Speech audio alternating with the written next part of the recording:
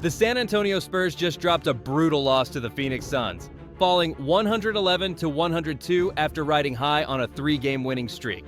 And let me tell you, this defeat isn't just another tally in the loss column. This loss crystallizes everything that's been wrong with this team, and it exposes the terrifying reality that despite all the promise, despite all the hype around Victor Wembanyama, the Spurs are staring down the barrel of another lost season. When you look at where this franchise stands right now, the picture is bleak. And Sunday's collapse against Phoenix was just the latest reminder that San Antonio remains trapped in basketball purgatory. The most glaring issue facing this organization is the devastating injury to Wembanyama, who's been sidelined with a calf strain and is expected to miss at least 2 to 3 weeks. This isn't just any player going down. This is the franchise cornerstone, the generational talent who was supposed to lift the Spurs out of their prolonged mediocrity. Already this season, Wemby was averaging an absurd 26.2 points, 12.9 rebounds, and a league-leading 3.6 blocks per game. Those numbers aren't just good, they're otherworldly. But here's the cruel twist that should terrify every Spurs fan. This injury comes after Wembanyama already missed the final 30 games of last season with deep vein thrombosis in his shoulder, a blood clot that ended his sophomore campaign prematurely. The pattern is emerging, and it's not pretty. For a 7'5" player, the wear and tear on the body is exponentially greater, and the Spurs haven't figured out how to manage his minutes or protect him from the grind of an NBA season. Without Wembanyama on the floor, the Spurs' defense transforms from formidable to pitiful. The numbers are staggering and undeniable. When Wemby sits, San Antonio's defensive rating plummets to an abysmal 118.0, which would rank them among the worst defensive units in the entire league. With him on the court last season, they allowed just 110 points per 100 possessions, a mark that would have placed them as a top 5 defense. That's a swing of 8 points per 100 possessions, an astronomical gap that reveals how entirely dependent this team is on one player.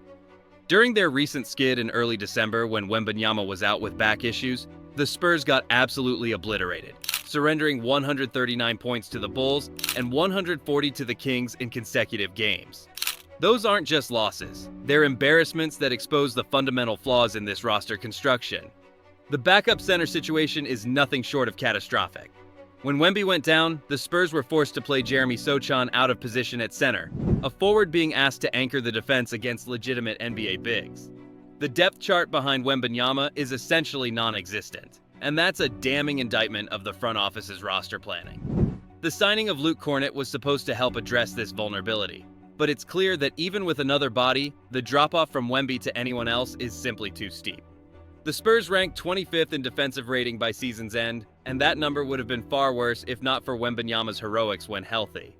The perimeter defense is equally concerning and has been a persistent weakness that opposing teams exploit with ruthless efficiency. San Antonio allowed opponents to drain 12.7 threes per game last season, and while that ranked 13th in the league, the real issue was the quality of those looks. Teams got wide open threes against the Spurs because of poor screen navigation, defensive miscommunications, and young players who simply haven't learned NBA defensive concepts. This season hasn't been much better. In their first 4 games, the Spurs allowed a 3-point percentage of 39.3, ranking 27th in the league. Klay Thompson torched them for 6 threes in the season opener, Jalen Green hit 7 against them. And these aren't anomalies, they're the norm. When your defensive scheme constantly leaves shooters open on the perimeter, you're playing with fire, and eventually, you get burned. The offensive inconsistency is another massive problem that often gets overshadowed by the defensive struggles. Yes, the Spurs average 113.9 points per game, ranking 16th in the league, but those numbers mask the ugly reality of how they score. Without Wembanyama commanding attention in the paint, the offense grinds to a halt. Devin Vassell and Keldon Johnson have shown flashes of being capable scorers, but neither has proven they can carry the offensive load for extended stretches. Chris Paul was brought in to provide veteran leadership and playmaking, but at 39 years old, he's a shadow of his former self. His assist numbers look decent, but his passiveness as a scorer early in the season created stagnant possessions where defenses could load up against Wemby. The acquisition of De'Aaron Fox in February was supposed to change everything, and in fairness, it was a masterful move by the front office. San Antonio gave up virtually nothing of consequence to land an all-star caliber point guard, trading away fringe rotation players like Trey Jones, Zach Collins, and Sidi Sissoko, along with protected picks that likely won't convey. Fox showed exactly what he could be in limited action, averaging 19.7 points and 6.8 assists in just 17 games with the Spurs. His chemistry with Wembanyama was evident immediately, and they managed to play 123 minutes together before disaster struck again. Fox's season ended prematurely when he needed surgery to repair a torn extensor tendon in his pinky finger, an injury he'd been playing through since training camp with Sacramento. So here's where the Spurs find themselves. Their two best players, the foundation upon which this entire rebuild is supposed to rest, both missed significant time due to injury. That's not bad luck. That's a systemic issue that raises serious questions about medical staff, load management, and organizational decision-making. The playoff situation is dire and getting worse by the day. The Western Conference is an absolute gauntlet, and the Spurs finished last season with a 34-48 record, missing the playoffs for a franchise record 6th consecutive season. That 34-48 mark left them 13th in the West, well outside even the play-in tournament. Before the season started, oddsmakers had their over-under win total at 35.5, essentially predicting another year of mediocrity. The harsh reality is that even if Wembanyama and Fox had stayed completely healthy, the Spurs were projected to be a fringe play-in team at best. Now, with both stars having missed extended time, those projections look wildly optimistic. The playoff odds for San Antonio entering this season were listed at plus 1,100, meaning bookmakers gave them roughly an 8% chance of making the postseason. Those odds have only lengthened as the season has progressed and the injury bug has bitten. Look at the competition the Spurs are facing in the West. Oklahoma City is loaded with young talent and legitimate championship aspirations. Denver has the reigning MVP in Nikola Jokic and championship pedigree. The Lakers and Warriors have championship-caliber veterans.